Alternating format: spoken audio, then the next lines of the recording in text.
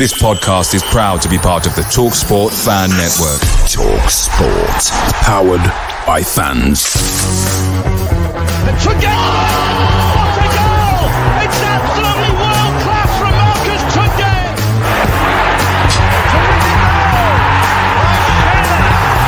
Johnson puts it in the air. Aidan Flynn wins the It's still with Lee Gregory. He's in the box. Tries to screw him. Is it going to be there? Yes! Oh my word! The Wednesday week. Hello, good evening, and welcome to another episode of the Wednesday week. Tonight, joining me, I've got Hollie, 90s boy band throwback Jon. That's a hell of an outfit you've picked this evening. I believe that was for the purposes of a joke. Hollie, why is Jon dressed like that? I feel like I missed something out in the group chat. You clearly missed the memo last week when you wore that fashion victim outfit that you had on that everybody noticed. So me and Jon have decided to wear shit shirts today too. Although I feel like Jon's got a lot of wear out of that recently, I think. I tell you what, we can't make Jon laugh tonight because he will pop a button and smash his camera. I tell you what though, Jon, you're a lot more cut than what I gave you credit for, bro. Fair play, and you know, I don't wanna be a fool because it's leaving. You look like an NSYNC. You know, I used to be in a boy band in Mallorca in 2002 called Forbidden. So you know, you'd have been welcome back then, bro. In that top, big fan. Yes. And we've got former child, now turned current pundit, Blair Hardman. That's better. Right then, we've got two games to get through tonight, ladies and gents. Don't forget to get in touch with the comments on the bottom of the screen. Blair's in charge of that. I've just realised I was trying to get to the bottom of it. Now, when I was asking Ash to do the comments, and he said, I'm like the person they cut to on the right stuff to go through the comments, like I give a shit what somebody's got to say about the current affairs and the news. I realised that what they used to call that segment was the babe in the booth, and I've just realised that they can't get away with that anymore, so they don't call it anymore. So Blair in the booth is going to be in the booth tonight. Now, tonight we've got two games to get through. We've got Norwich City and Stoke City. So a week that could have gone better if I'm honest. So let's get to Stoke, H. Not Stoke. Norwich. Let's start at Norwich. Let's talk about the. Let's talk about the lineup, because I feel like we showed our hand a little bit. You know, we played four at the back, and it didn't go to plan, did it? Well, before we get to that point, let me just say I was on for Middlesbrough and I wasn't for QPR, and here I am back again. We've had two games and we haven't won, so something's wrong with this scheduling. But you'll be glad to know I'm not on for the rest of the season now, so we'll win up. So we're talking 9 points for the rest of the season. Big fan of that. Absolutely. So you called me out on the last podcast for Masaba and Gassama playing together, and me thinking that's a bad idea. And then they both started in this game, in which we started very bad. So you were right, and I was right to call you out on it, right? I was right, and you were saying I was wrong. Oh, I actually, yeah, because it was QPR, wasn't it, where they actually played quite well for themselves. But according to BBC Sport, we had five at the back. I don't think it probably lined up like that, because I think they just chuck numbers at a piece of paper and see how it goes. But the start against Norwich, H, not mint, was it? No. This is one of them where everyone went, yes, let's fill Hillsborough.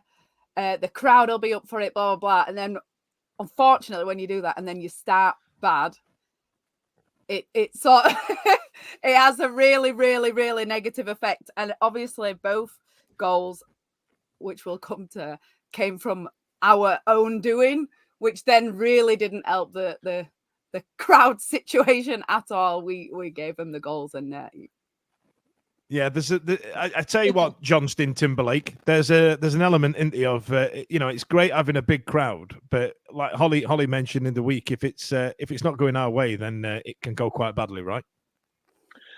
100%. I think that's one of the things that I don't think Danny Rule's quite got with the mentality of the Kop and the Sheffield crowd as such, and British fans in general, really, that if your team's not doing well, we're going to let you know about it. And I know that not just Roll, other managers spoke about it before, but we do let them know if it's utter garbage and it's not going to plan and people are individually making and collectively making stupid errors. We're going to let them know about it. And it was just a horror show, wasn't it, for that first 20 odd minutes?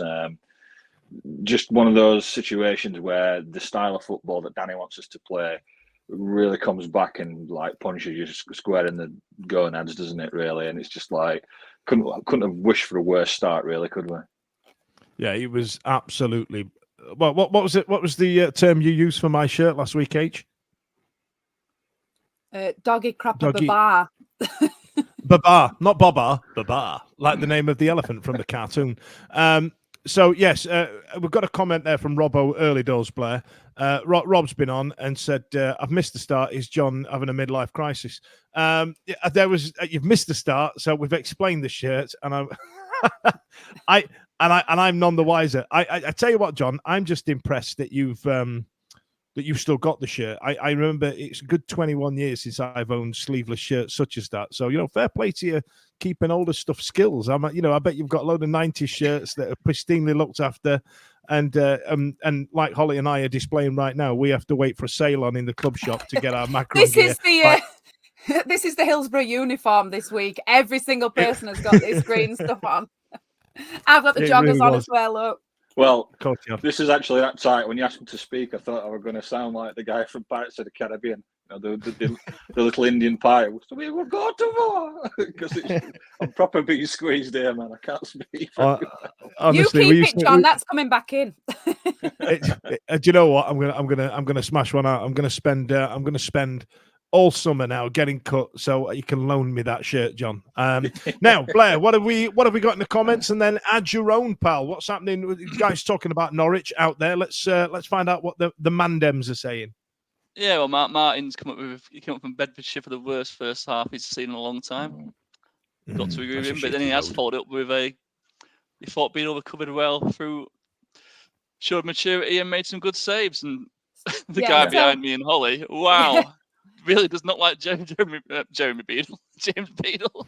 So the crowd, obviously, us defending that side as well with the crowd on their backs. Bear in mind, he's a teenager or whatever. He's very young. And then the guy behind us was just relentlessly shouting, "Send him back to Brighton" from minute one before he'd even done anything wrong. And I don't know why fans do that and why they think that's going to help, but for Beadle to then still make some pretty good saves and still stay composed after we've made a couple of mistakes, which he did have a hand in, to be fair. I thought were really good. The crowd was absolutely awful. Some people that are on this panel right now wanted to leave after half an hour, didn't they, Blair? No, mate. So when we did the 15th misplaced pass to a Norwich player, and I can't remember who shot, but he literally narrowly missed the post. It was going in, but it was like literally inches from going in. And I went to Holly, so I was taking her home and said, if that went in, we was off, because it's just absolute shit, wasn't it? That first half. I mean, we were so angry because it was just like, did the players understand? And it just came back after Bannon's comment about we played poorly because we ain't got a new contract and stuff. It weren't long after that. Yeah. And did they understand? It's like we were watching it going, do you understand where you are in the league table and how many games you got left? Because the effect that will have on your contract as well for next season. Yeah, the way they were passing the ball. I mean, I was saying it was like when you're at a barbecue and there's a ball and you sort of like you don't want to blast it over the fence or hit anyone, so you sort of like gently passing it to each other in the garden. And it's like, but that's how Hiekwe and Bambo and Fumeiro and Bida were passing to each other. And it was like, what are you doing? There was no urgency. But then the midfield was actually moving for him, so it wasn't like there was that many options to go forward. But when you got Michael Smith up front, surely just lumping it forward to him is a better option than a lackadaisical pass to your left and John Sargent's just stood in the middle here. So. But then that Sargent nicked the ball quite a few times from like a slow pass, and then we didn't learn from it. We just kept doing it, and he just kept nicking the ball. They just kept winning the same ball. We didn't go, well, probably we should hit it a bit harder or do something different. We just kept going, this hasn't worked twice. Let's just carry on. And it created that anxiety in the crowd as well, didn't it? Because we're always a bit nervous when they're playing right back anyway. But once you've conceded one goal from it and they still continue to play that way, every time the ball was coming anywhere near Beadle or being passed across that back line, you could just hear the anxiety in the crowd. We were all just thinking, just get rid of it. Just hit it long, I don't care, but you just don't get caught in possession again. And they didn't listen, did they? I know it's a good side as well, aren't they? So it was almost like, yeah, really good. Let's give these a 2-goal head start, lads. We've already we get the rest at league an 18-game head start, so why not give these a 2-goal head start? Because I think that's what we're doing. It's part of the problem. That's part of the problem. Like, if Norwich had given us those opportunities, we would have taken 10 chances to score 1 goal. But when it's a team like Norwich, you only need to give them 2 or 3 chances. And I think actually Beadle made a couple of good saves within that section. But yeah, a great one at 2-0. Yeah. So but let's go on, Nate. One of the goals, I can't remember if it was the first or the second, was from their throw-in, and Diaby lets it go over his head.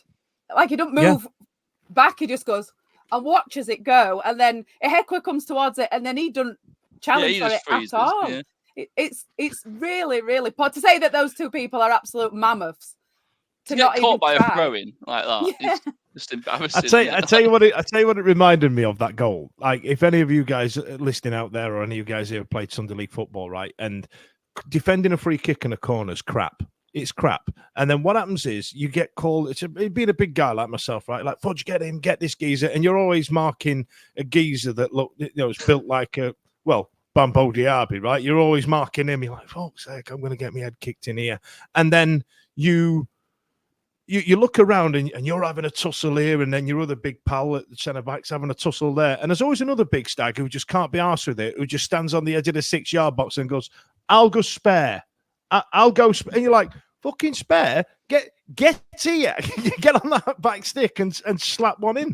What are you doing? And it kind of reminded me about that. Like, he's gone, I'll go spare. Oh, it's gone, lads. Coming in 6-yard box, boys. You know what I mean? He just kind of reminded me about that. Was that the first or the second one, John? I can't remember. That's the first. That was the first, but you're right. And they always look, when the defending's that bad, the goals always look like they're in slow motion, don't you? You can see the ball rolling across. You can see that it's going to find their players, but acres of space and time, and you're just waiting for it to ripple back at net. You just know what's coming, and it's just like, what an awful way to start the game, and in a big game like this, when you don't need to give teams like Norwich 2 goals head starts, do you? No. They're pressing for a promotion, and we know we've got as issues scoring more than 1 goal anyway, typically in games, and you're giving them a 2-goal lead. It's a real mountain to climb, isn't it? Really, it's just not really ideal. It really is. Blair, who's that big shot kicker that they've got up front? What's his name? I've forgotten his bloody name. Barnes. Ashley Barnes. Yeah, Ashley Barnes. Yeah, I mean, he's been around it, hasn't he? Like, he knows how to play this level. Yeah. He's a brilliant. I mean, we'd love to have him. His experience. Playing up front, and leading the line. I mean, let's give him some. It was just embarrassing. It was just a joke, and there was no fight and desire. And we'll come on to the changes soon. But that second goal, I think that second one was even worse than the first. Because there were so many opportunities to get rid of it. I mean, was it another throw-in again? And then someone passed a Bannon and he didn't go nowhere near him, and then Ihekwe had it, and then was that for another chance? I'm getting confused. That's so many shit. So many chances. Ihekwe was pass. It was the pass back to from Ihekwe to Beadle, wasn't it? That was a crap slow motion ball back to Beadle, and for some reason Beadle. I tell you what.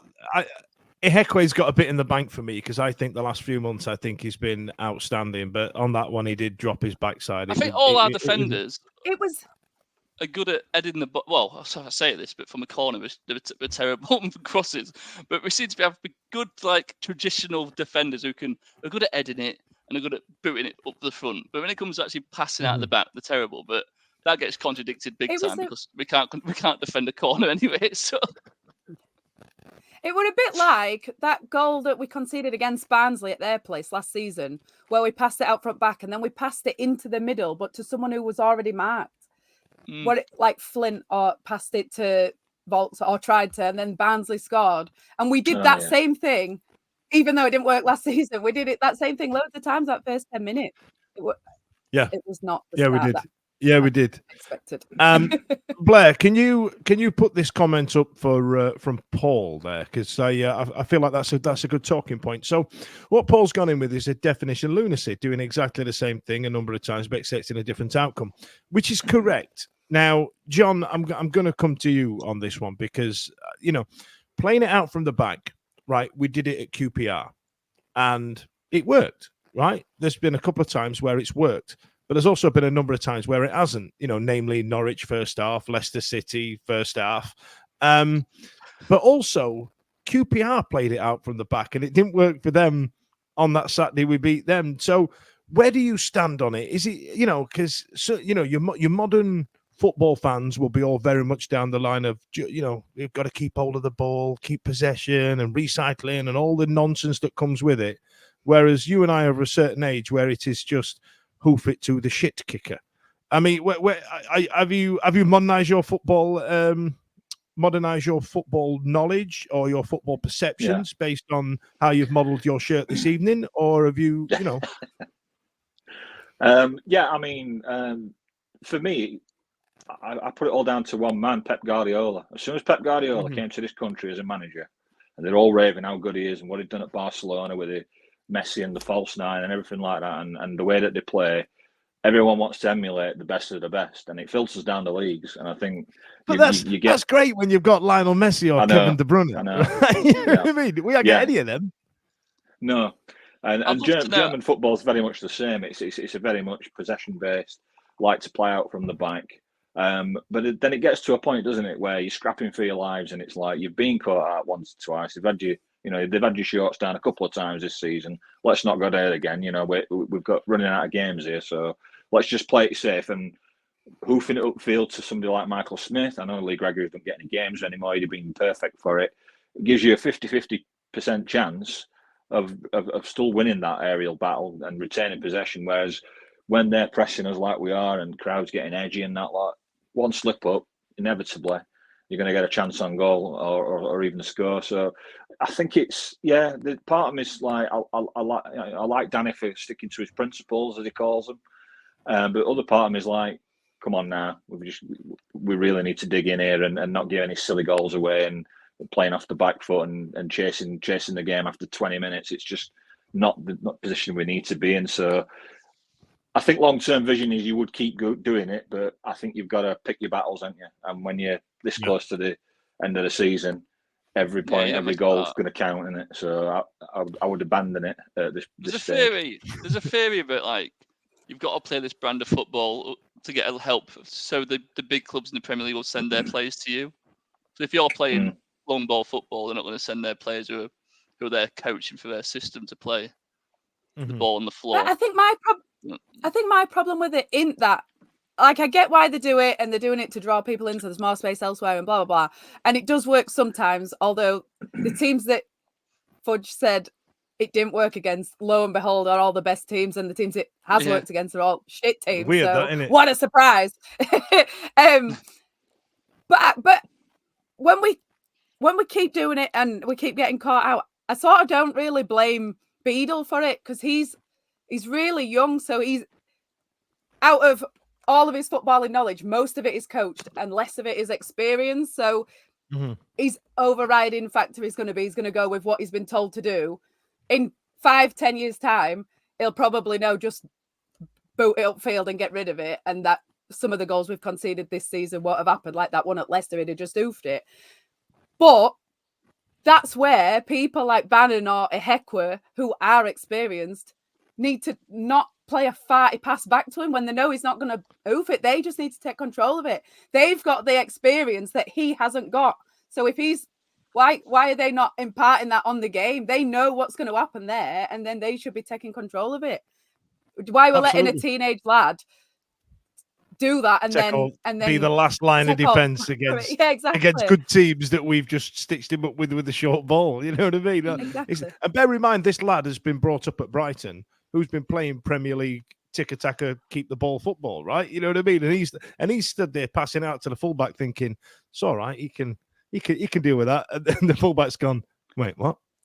What you, Yeah, you I mean, giving it me? Yeah, but the fullbacks know he's going to do that, so why aren't they ready? Why don't everybody? Yeah. Why don't they know? And the next person, why don't they know? Why are they just going, what's he doing? After all What's this he doing? time, Because we've got 6'5" Smudger up front, and we're going, kick it to him. What are you doing, you crackhead? I don't want him back here. We're at the bottom of the league playing out the back football. Blair, while I write down the term farty pass from Holly, can you go through the comments, please? And then we will talk about the second half, John. Yeah, Harpo speaks. He does speak indeed, boy types. If the stats didn't show it was effective, managers wouldn't do it. Of course, it needs to be the situation, but people moaning about it in general. You know, he's talking about the passing out the back. Passing from the back. I agree with that. I agree. It will work. It is a stat thing, and it will work more. It will make more chances than it's risk versus reward, isn't it? That's the problem. But isn't it? It's very risk versus reward. What was annoying about it against Norwich, and it's been a problem for Wednesday all season. But when we concede one, we seem to concede two immediately after, within 5 or 10 minutes after. I mean, never seems to go right. Yeah, we never go right. We've just had a big massive cock up. Let's just play it safe for 10 minutes, calm down, and try and get a shape back, and sort of like get back into and just try and get back into the game and try and get it, put it behind us. Instead, they start just playing kamikaze football again straight away. Yeah, there was a lot of times under Chisco, wasn't there, where the heads dropped, and then we thought we'd got rid of it, and then it's kind of come back recently as the stakes have got higher as we've got closer to the finish line, right? But then you can argue that the effort on the pitch by some players isn't reflecting that off. That's been questionable, especially at Middlesbrough, isn't it? But... Yeah, Middlesbrough away being the epitome, and the first half for Norwich. Now, second half, John. I missed them. I saw QPR on stream, so I weren't there in person. But the last game I saw live was Middlesbrough, and the game after I saw live was the first half against Norwich, and I was just like, I was so fucked off with what we're seeing. We're like, we've got 5 games left. We've not heard the survey. Less swearing. Oh yes. Oh, well. Sorry. Yes. So we've had our survey results in, and I've had a lot of feedback for f-bombing quite a lot. And someone actually specifically wrote, "Fudge says farting around the poo too much," which I really enjoyed. And that's me trying to keep it PG. Now, John. Second half came. Now, by all accounts, Danny Rule gave him a bit of a hairdryer treatment at half time, and it seemed to work, didn't it? Did you see an improved work rate from the players? Oh, yeah, 100%. And it was all led by one man, Callum Patterson. Callum Patterson led by example in that second half. He came on that pitch second half, and he ran his socks off. And he's like, anybody else? This is what we're going to do now to get back into this hard work graft, and we're going to get ourselves back in it. And a couple of the other changes he made, and I don't doubt it did give him a right old rollicking. It showed that it came out a much more fired up second half. The changes were great, definitely the right moves. But yeah, Callum Patterson for me was just inspirational that second half. They really were. Absolutely. Holly, 4 subs at half time is a hell of a statement, isn't it? That was that game, wasn't it? Yes. At half time, I said this needs some Pato magic. And there he was. He was absolutely brilliant. Actually, before going into the subs, what I will say is that I think Smith has been playing really well in the last few games. So I think Patterson and Smith in the second half together made a big... the way that they press is a bit different to the way that the other guys press. The sort of... If you want, because obviously where we sit, we don't see a lot, but we do see what the strikers do up close. And the way that Smith and Patterson press the sort of curve the run, so they force the defending team to play it whatever way we want them to, rather than just running towards them and letting them do what they want. So both of them together made a really, really big impact on where we were winning the ball, I think. So I thought Pato were ace. And who else did we take off? Oh God Almighty! That involves. I've been googling pictures of Justin Timberlake. Palmer, I think Palmer went off. John's got a Justin Timberlake tattoo, so I thought I'd get that ready. Sorry, Blair. Who went off? Who came on? God, I mean, off my memory, I think Palmer went off, right? Because he was playing midfield again, which didn't work again. Right. Okay. So at half time, we had Diaby for Patterson, Palmer for Volks, Windass for Pedersen, who somebody was Pedersen! trolling. Pedersen came on, and Gassama for Paul Valentin, who's been one of the standout players over the run-in. Big shouts to Pedersen. Now, I'm sure this was trolling on the on X specifically. They were saying best player on the pitch and had a picture of Pedersen. And he did okay. Like I wouldn't go as far as saying best player on the pitch, Blair, would you? No, but nothing. That was his best game. It was his best game at what, 2? Yeah. I mean, Huddersfield was the only. At least he one, looked fit this time. Yeah, but nothing went down. I mean, but Norwich hardly got a look in, did they? Really, I don't think nothing went down his side. So I mean, you can say it was good, but so what you're saying is Gassama went off, so we didn't have both of them on at the same time, and it changed the game. I think what Patterson did was he. Well, the first thing what was nice about the 4 subs was Danny Roll identified, but he knew what situation it was, and he cared, and but he identified that we have to get a point out of this game at least, and we can't afford something. That was really like refreshing. And it was so bizarre because we fast forward to the Stoke game, but he didn't make any subs. So that was really late. It was really strange. But we'll get into that in a minute. That's actually a good point. We'll come back to that. Now, John, I'm going to take you back to 1992. It was my first season with a season ticket, and I'm there with my granddad and my uncle.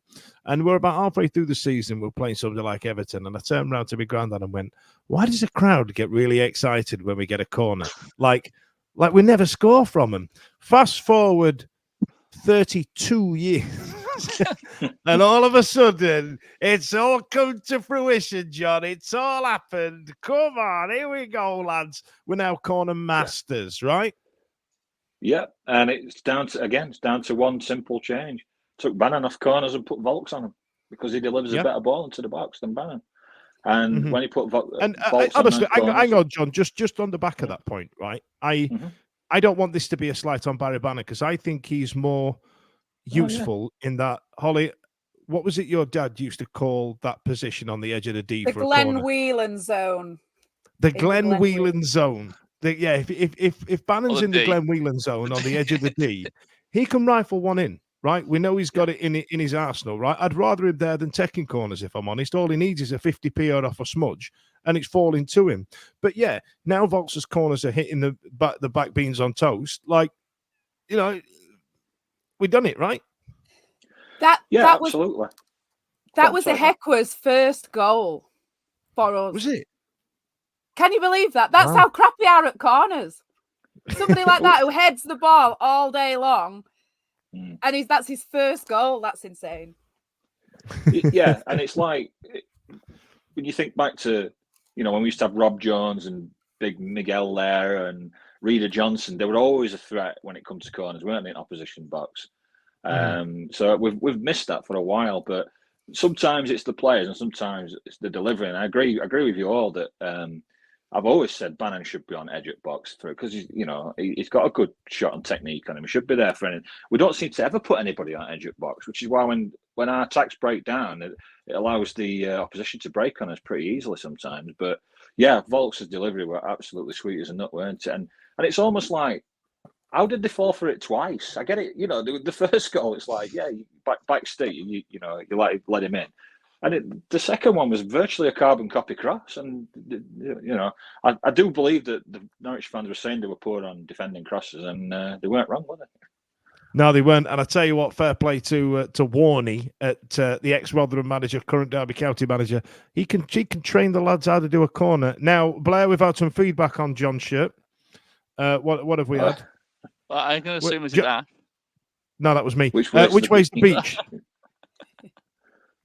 The rubbish. Boo, boo.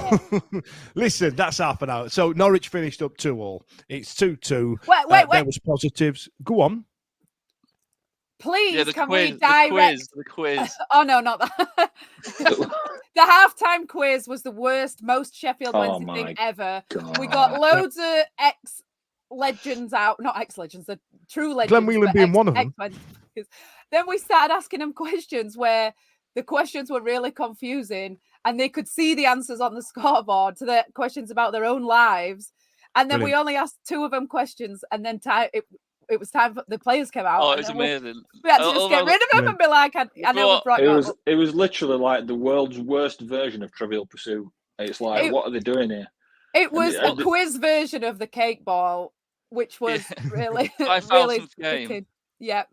It's big time, that first half, and then that quiz. I mean, they brought a guy from the 70s out called the Quiet Man. I mean, he was that quiet, didn't answer a question. But Roger Wilde. Before we move on, please, can everybody look out for that video of Charlie celebrating that second goal?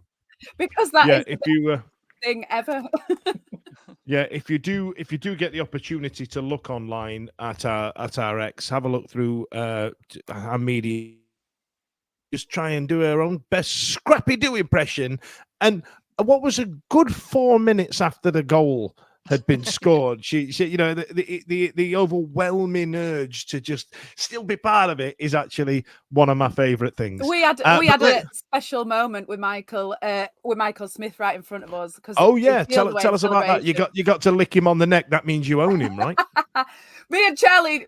We didn't even make a decision to move from our seats. We just levitated by the power of coming back Osmosis. From 2-0 down. And then suddenly we were just staring him right in the eyes, screaming. We had a special moment there. I think he's probably thought about that afterwards.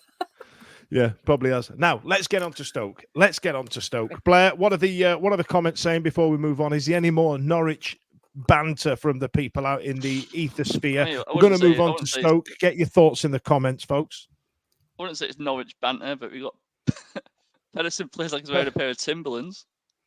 Which Timberland? The one that's the shoe, or the music producer that dresses like John? Yeah. Well, there's a pair of them. Yeah. With Nelly Fartado. What's the bigger crime for the second for Norwich goal or John's shirt? This shirt that John's got on is not as bad as Fudge's shirt from last week. I'm sorry. Fight me. Although you'll notice tonight that Holly and I are wearing the uniform of Hillsborough at Stoke at home. That was the way to go. The club shop got an absolute beating, and a big shout out to Sharon who helped me out pick out a top. And I feel like she's done me a solid on this one, trying to show off the pecs. Big, strong protein boys. Right, let's move on to Stoke City. Now, this became, given the way that the fixture went on Friday night for Plymouth, and given the way the early kickoff went off, this became a 6-pointer with about half an hour before kickoff. It was massive. Now, Blair, this is the starting lineup. Whoops! How did that get in there? Oh, that's a picture of sleeveless Backstreet Boys. Norwich lineup here. So that's on Holly's wall. That's Norwich lineup. I want Stoke lineup. So this is the Stoke lineup. We've gone back to the 5 at the back with the wing backs, and then 5-3-2 with Ugbo and Smith starting up front. Bit bold, but we were going for it. I was happy to see that. That first 10 minutes. Tell us about that, Blair. I mean, that first 10 minutes it was everything it needed to be, wasn't it? It was to get the crowd going, and I think he really wanted to go for that. Well, obviously you want an early goal, didn't you? You want a goal anytime. But he really wanted a quick start and to settle the nerves, because the crowd were nervous, because we all saw that, the early results, and we were all shitting it. And an early goal would have made Hillsborough erupt, I think. If Ugbo scored that, it was a great save, wasn't it? Was it Ugbo made it was a really very good stop, and I remember thinking that's a mega stop, that one. And you're right. I think if that goal had gone in, or would have had something to cheer about that first 10 minutes, that'd have been 4-0. 32,000 people at Hillsborough just kind of got what's the term? Edging. They kind of just got edged, didn't they? They were on the verge of exploding, and it just ne pas de commence. It just didn't happen. Thanks, man. And then Smith hit the crossbar as well, not long after. Well, that's because he did everything against what he was taught as a child to get his head over a ball, and he was going to try and lean back and get one in. I think it felt a bit like the Huddersfield game, the same sort of atmosphere that both teams sort of really, really didn't want to lose.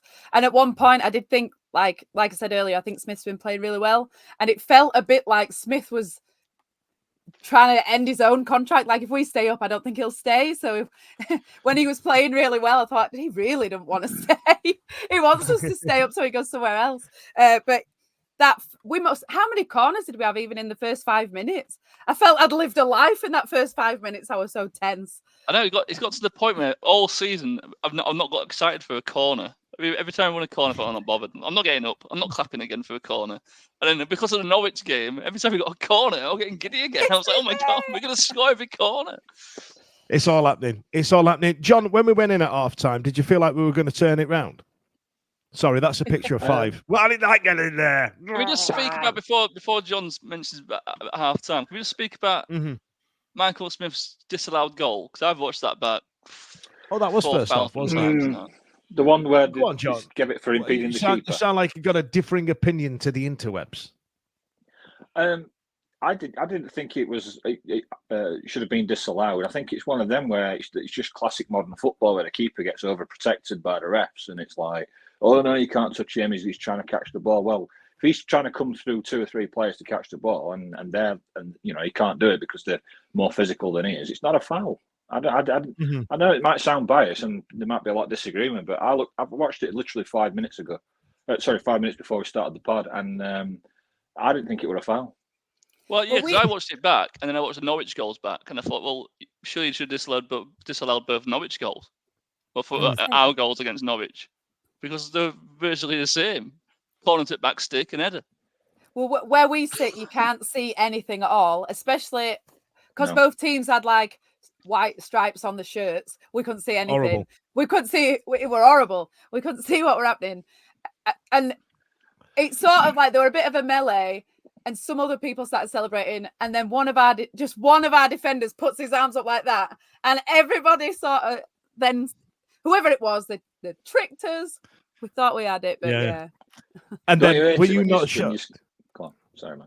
Sorry, John. Go on. Sorry, Dan. I was just saying, when you've been out cup yourself, mate. You score what you think's a goal, and you jump up in the end, and it's disallowed. Yeah. I always feel embarrassed that it got disallowed, and I have to sit down really quick, and then I feel like everybody were looking at me, and I feel like stupid, and that I hate disallowed goals. Everybody around you's done exactly the same, so it's okay. But the feels embarrassed. Everyone's looking at him. Comes onto a podcast wearing a vest shirt. Nothing to feel embarrassed about, John. I was going to say you threw the looking glass. As long as you love me, Blair. Come on. Where Blair and Hollie sit, right? It's shit. Right, and it's literally the front row behind the goal in the Kop, and there is a good 10 yards, like it's nearly to the penalty spot, to the byline, that you can't see what's happening. You feel like when they get to the penalty spot, they're stood in the goal. I don't know what it is. It must be a bevel. It's really weird. And so when that player turned around, I want to say it was Firmino or something, stood up and pumped his fist. I was like, oh my God, he's put it in. He's done really well. And then when I watched it back, he was like level with the penalty spot. He was miles away from the bloody thing. He was nearly at the halfway line. I was like, stupid Kop aesthetics winding me up. Blair, what's the comment saying? Great effort from Smith hitting the bar. It weren't a great effort. He fucked it. Harper went for the Macron derby. Well, I think we won that. They had the mint green. They had the mint green. Exactly the same training gear as us. Yeah, when one of their players went down with a head injury, injury, I was like, has our physio gone over there? Because why is our physio taking so long? It could have been anybody from the crowd. We could have all. It could have been. I don't know. Some of our crowd in some of this tight Italian Macron gear. Tell you what. And then Lewis comes with what we just said. If Ugbo chance goes in, Stoke would have absolutely crapped it, and I think I 100% agree. Absolutely. Hollie, I cut you off there. My apologies. What were you going to say? I was going to say where we sit. It was just to do with where we sit. There was a point where, well, they had an attack, and we were shouting. We were fuming. Actually, we were shouting at at one of the defenders, Iorfa or whoever, because he felt like it was millimeters away from getting the ball, and then when I've watched it on the highlights, he's like 10 foot away. He's absolutely miles away from it. Like, why hadn't he got that? I bet he was thinking, what the hell's wrong with these people? They're asking a bit much. Well, we were adamant that it was his fault there. So Not that I'm I saying think to not trust what we think, because they've got the perfect Yeah, view. don't We listen can to clearly us. see. Talk. Yeah, you don't know. You can't see. You can't see anything. John, halftime came. Now, how were you feeling at halftime? I was still relatively upbeat, albeit I'd left 10 minutes early to try and get served. They'd run out of Wednesday. They'd run out of Carlin and Madry. So I had a lovely Guinness at halftime. Halftime, we sat there thinking we could probably still steal this, right? Yeah, I thought we were the better side, and it was just one of those games where you needed that second goal to kill it off, didn't you? If Stoke go 2 down, you think that we'll win this game, but whenever you leave a team hanging around, there's always a chance that they will get one chance and peg you back. So I did think we were the better side, and I thought we'd come out second half pretty much guns blazing again, like we did for Norwich, because as Hollie mentioned earlier, or one of you mentioned earlier, we're not getting any favours off the pitch with other teams, are we? I mean, the other results are downright ludicrous, aren't they? Really, I mean, you're getting teams like Blackburn going to Leeds and winning, and then Plymouth beat Leicester, and it's almost like you fight, every hurdle you clear, and there's another one right in front of you, and you just can't seem to get any breaks off the pitch. So with that in mind, I thought, Danny talks so much about winning the home games in this last stretch. That's going to be key, which winning home games always is anyway, whatever you're trying to achieve in a season, but particularly our plight and that. So I was relatively optimistic that we would come out second half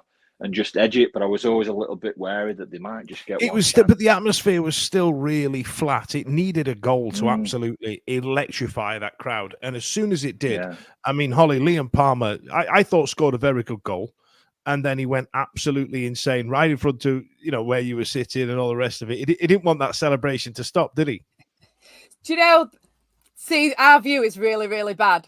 But for that, Smith's like coming out towards the ball and he's going to get it. And then the way that Palmer comes in, just Smith's like moves out of the way, and it was just absolutely brilliant. He celebrated for ages, and there was a point where he was jogging back and the crowd started singing "He's one of our own," and he stopped his run. It stopped him in his tracks, celebrating. It was just absolutely brilliant. It was brilliant, and I really did feel like, I think all the crowd were just relieved. Everyone just thought, "This is it now." Like, we find a couple of the results weren't really going our way, but this one warrant. The relief was so. Yeah, because I had a signal I could get live score telling Birmingham beating Coventry 3-0, and Birmingham was insane. I think Huddersfield were up at one point, weren't they, or something like that? I can't remember it. And so when that goal went in, there was more of a relief than a celebration, and then the celebrations kind of died down. And then what happened, Blair? Well, it was weird because for the start of the second half, sorry, it carried on as it were. Wasn't it? Wednesday were well on top. We were going for it, and as soon as we scored, it's like they shit the bed. It's like Stoke then realised, oh, actually, we need to get something out of this game. And then Wednesday we went, what do we do? Do we sit back? But we're not good enough to sit back. No. And then this for me is where the substitutes coming on late was an issue for me. You look at normally Danny Roll, he reacts quick and he makes changes. Yeah, he'll hook Bannon half time, stuff like that. That was uncharacteristic of him for me. I thought that was weird. His first change was Patterson on for Windass. So again, I thought Windass had a very poor game again. I mean, Norwich was non-existent. And then that was his first change. And I think he brought Patterson on to try and replicate what he did against Norwich in terms of his work rate up front, which tells the rest of the team that this is like the minimum of what you need to do to win this game of football. And it didn't have the same effect, unfortunately. I tell you what, John, let's talk about Josh Windass, actually. Blair, if you just chuck that last comment in there from Matt. Josh Windass has come into a bit of criticism online, and it's been a weird one, because on one hand, you've got a load of people saying, get rid bloody hell, he's always bloody injured. And then on the other hand, you've got people going, well, he's our best opportunity for getting tick goal. I didn't do Hollie's accent. It seems like I'm teasing her all season. It's going to be borderline bullying. But no, I'll get rid of him, is probably what she'd have said. But I'm not going to say that because I'm being nice. But Josh Windass is a a black or white type of player. Bit of an You're either enigma. in this camp or this camp or this one. I mean, on one hand, you've got a guy that seemingly can play like he did against Newcastle in the FA Cup, or play like he did. I know he got the winner, but against Barnsley in the final. I mean, like, you know what? Where do you sit on him? How do you feel? Because I know Hollie's going to tell me straight out. I think with Josh, it's just that whenever he just gets himself going, he then gets injured and he's out again, isn't it? For what seems like 4, 5, 6 months or six something, games. isn't it? Yeah, and so he never really establishes that that run of games where he can be the most pivotal player in the side. When he's on form, he is really good for this league, I think. But it's just one of those where sometimes when they're not playing, a player becomes better in your mind than what they are. So we always think, oh, no, we miss Windass. But then Windass comes back and they don't quite do what you think he's capable of. So it's a tricky one with him. I think since biggest loss to me is Jan Poveda, because he was doing what we want Windass to do. He was running at players. He was a threat. He was dangerous, and he was a bigger loss. But Windass, he's just a very streaky player, isn't it? Sometimes he looks great, and other times he looks disinterested. And I don't think he is disinterested. And he said it before. That's just me. I don't smile. I don't celebrate goals. And people sometimes think that he's not bothered. But I just think he's a streaky player. But we need him to be on the hot streak right now, don't we? John, I love that you've intertwined your shirt, his haircut, all in that. You know what I mean? Because I know you had blonde streaks in the 90s when you had that shirt on, didn't you? You had frosted I've done the tips, blonde thing, yeah. We all have, bloody hell. And Holly had half and half hair once. It looked absolutely fucking terrible. It looked like she'd gone to head a massive cream egg. H. How dare you? Where H, where do you sit on Josh Windass? Kind of this way. Kind of a question is that? No. Anyway, I think it's harsh on him because he hasn't had chance to settle into what Danny Rule's expecting of him because he's been injured so long. When Rule first started, we had quite a few games that were like that Millwall game at home was a Danny Rule game. They were all really poor. But Windass has been out that long that these games that he's played now are like pretty much his first games for Danny Rule, aren't they? So he's not getting the leeway that everyone else got at the start of it. He's just having to come in and we're expecting him to hit the ground running. So it is a bit harsh. Is that a contract in the summer? Would you give me new? Well, we can get to contracts just after this. We had a comment earlier. We'll be playing contract Tinder. We will be doing it in 2 minutes' time. Stay tuned for that, folks. Now, sorry, Ollie. On the subs, I can't tell whether Danny was holding off because because losing the game would be worse than drawing. So I don't know whether he was just holding off rather than going for it. We've gone for it before and we have ended up losing. And a point, 2 points out of the 2 games is only 1 point less than winning one and losing one, isn't it? Like losing against Norwich, winning against Stoke is 3 points, whereas a draw in each is 2. Though. Well, yeah. Oh, well, obviously, I'd rather have a massive cake ball, but we ain't got it. So we don't even have that record anymore. It got beat. The thing is, he made his subs in. Iorfa came on 92nd minute, Masaba came on 93rd minute, Kadamaji came on 93rd minute, and Gassama came on 84th minute. I mean, it's not a lot of time to make any sort of impact at all. It's an absolute fart to a shit fight. I don't know. Me, I don't understand why we did it. What it showed for me is like he knew how important this game was to win it. Like they were ready for a while. And he was, I think he was. This is the first time he might have been nervous as a manager. Yeah, I think he was indecisive about it. That's it. They were ready for a while. I think he got caught in the headlights. Blair, what the mandems out there saying, the internet people saying about Josh Windass? It's been fairly complimentary about him, hasn't it? Yeah, I mean, Matt says went quiet once Josh went off, which. And then we've got. It definitely looks a bit rusty. Wasn't his ball for rugby? I mean, I couldn't even tell you. Maybe it was. It was the other end of the That went pitch. down the You other pair side. don't know. Yeah, I can't see nothing. I don't watch highlights, but what two kids ain't got any time to watch anything. Josh didn't look match fit. I mean, there's an argument for that. Maybe he's getting thrown in because Pavard got injured. He's had to throw Josh in. We're at that stage now, earlier. aren't we, where fitness is sod fitness. If he can give you 20 minutes, Yeah, and you're out of contract in 5 games, so I don't give a shit. We did that for the playoff final. Like, I know you've just said that he played shit in that, but he wasn't fit, and we brought him in, and then he won. If he scores and wins, and then he won the football. He won. Exactly. He won everything. I said before the Norwich games of John and Charlie. We was in a good place because we had 3 home games and 2 away games. So really, we had the home advantage against some of the other relegation rivals who have 3 away games and 2 home games. Yeah, and we've dropped our ass. I don't think we've made home count as much as what we should have done. Now we've got 2 away games and 1 home game left, so it's looking very bleak. And our away form is shocking. Our away form is so bad. We've won 5, drawn 1, lost 15. Brilliant. And now we're going to take 7,000 to Blackburn for an absolute cauldron. But nobody goes to Blackburn.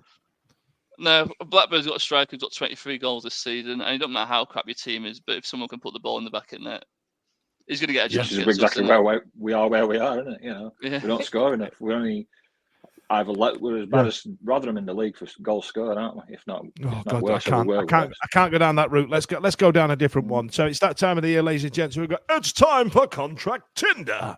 So what we're going to do is I'm going to put the players up on the screen. We're going to go Blair, Hollie, Jon, and we're going to go what shall we say? Swipe left, swipe right. I don't know which one's which. Which is okay. Of course you don't. Yeah, of course you don't. Let's just say bin him or keep him.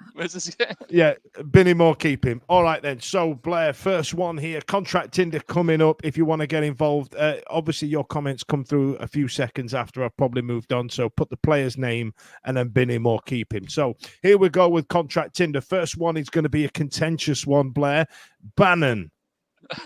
I'd give him a pay cut, and if you don't accept it, get rid. So that Blair's got splinters on his arse. What about you, H? I'm not his biggest fan, but I think I would probably keep him. And I also think if we do get relegated in this one of the worst seasons ever, I feel like that's going to be really harsh on his legacy. Not that I think we should keep people for legacy reasons, but it will be a pretty harsh way to go, won't it? Yeah. Jon, you've got the deciding vote. Oh, you haven't, because Blair's got splinters on his ass. What about you, Jon? I think I'd keep him. I think he's taking his coaching badges, so I think he could be somebody who you like around the side and could form a closer relationship with Danny Rule and could strengthen that bond between him and the first team players. Might have to drop his appearances and be more of a 75-minute player. But I'd keep him. Yeah. I'd keep him. Let's move on. The next one, the dance that everybody does on the cop, like they've just washed their hands and the hand dryers aren't working in the janker. Blair, we've got Big Dish. What are you saying? 5-year contract. Absolutely. Hollie? We're not going to keep him, are we? He's not going to keep us. He's refusing to talk to how us, is he only 23? What? No idea. Jon, I assume you're in the keep camp of Dishon. Well, I would love to keep him, but I think he'll be gone. Okay, next one it's Kieran Brennan, isn't it? I don't know much about him. I have no thoughts on Brennan. I have no thoughts on Brennan. He'll have to go when he's. I think he will just get some regular first team football. I'm going to stay out of this one. I'm hoping that the three of you decide this. Blair, Cameron Dawson is going straight back to Exeter, baby. On Dawson though, like if you're all going to say to get rid of him, Pierce Charles, as it said today that his contract talks have stalled, and Beadle's not ours. We've still got him until 2025 though. But what's if Charles doesn't have no keepers? Money, keeper. See you later. Keeper when Ness. Do what you want. Go on, Jon. Dawson needs to move on for the sake of his own career, so I'd let go Dawson. That's very kind. Can of I you, just Jon, shock you? Yeah, given our this is it. Like, whether we'd offer contract or not, I think is where we're going. Lee Gregory. Yeah, he's off. I'm really gutted for him. I think that he could have helped us in some games this season.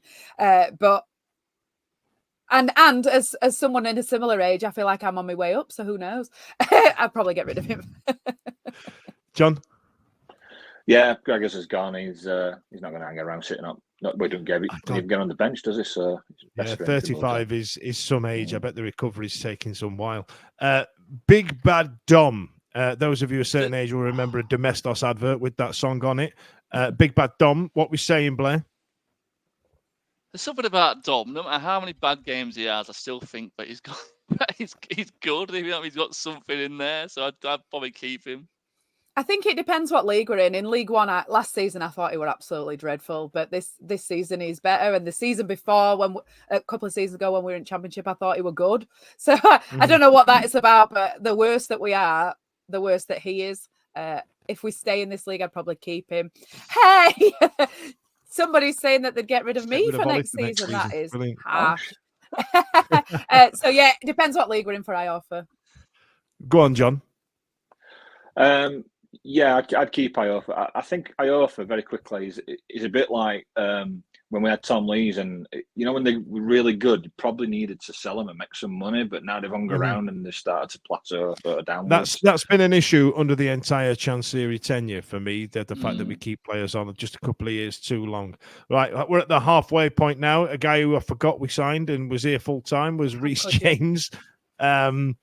I don't know where they all stand. Let's do it quickly. This is purely what league you're in next season contract. Because if we go down, you've got to keep him, haven't you? But we're offering contracts now, Blair. You've got to do it. You've got to go. Well, he's gone, and then he's staying up. So if Danny Rule stays, he's not going to play him. When we've been missing somebody as like a defensive midfielder, he's played that position before, and we still aren't even played him there. We're never going to play him in back line. If you put all of our defenders in a line, he's going to stand out as not in the same mould as everyone else in it. So if Danny Rule stays, he ain't going to play, regardless of what league we're in. He's a fan favourite in the women's supporters group, and I love him. I would keep him, but yeah. John? Move on. Let him go.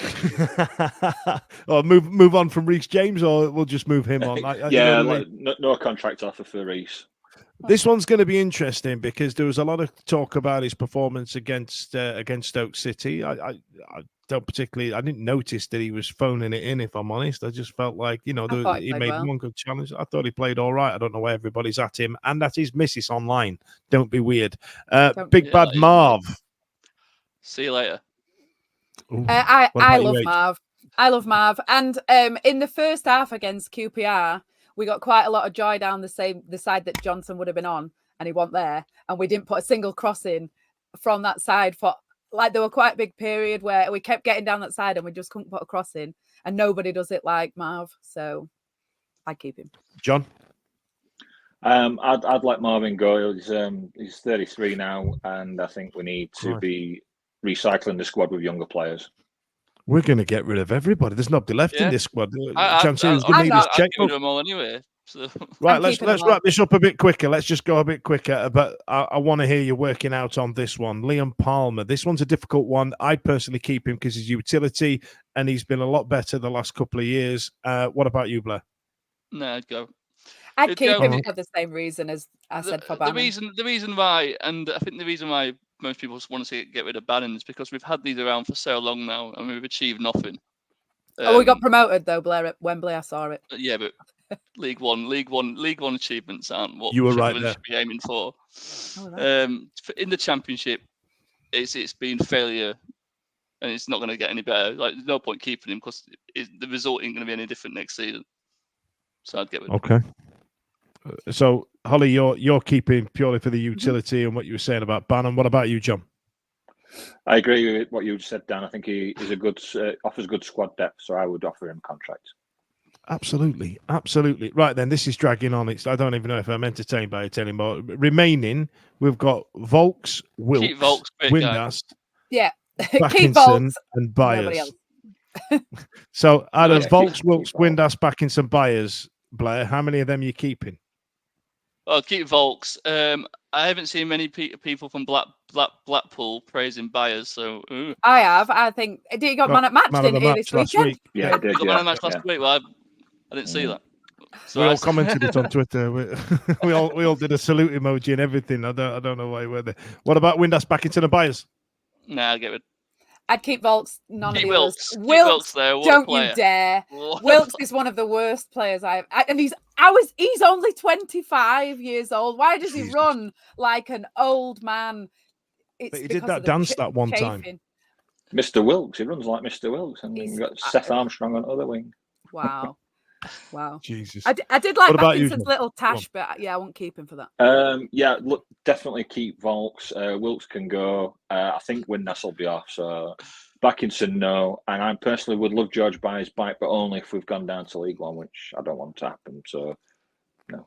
I think what happens if we go down to League One? Danny Roll's got a big thing he's going to ask himself, because if he goes to League One and doesn't get promoted and has a bad season in League One, it could really hurt his career. I don't think that'll happen. I think if we go down again, given the experience we had, we can't afford to stay down. I think we'll come bouncing straight back up. The issue is how many players are out of contract and they don't know they weren't their man. They don't know what it's like. So if Danny's going to try and play nice football in League One, when you and I know full well it's a Heckway and Smudge heading ball right hard. You know what I mean? I feel like that might be where he gets caught out. But Kieran McKenna played pretty nice football in League One. He's doing all right now. So. Been him. All right, listen. That's an hour. Does anybody have any other business before I wrap this up? Yes, I do. Go for them, Fudge. What? I just think, like, I know everyone's been moaning about the.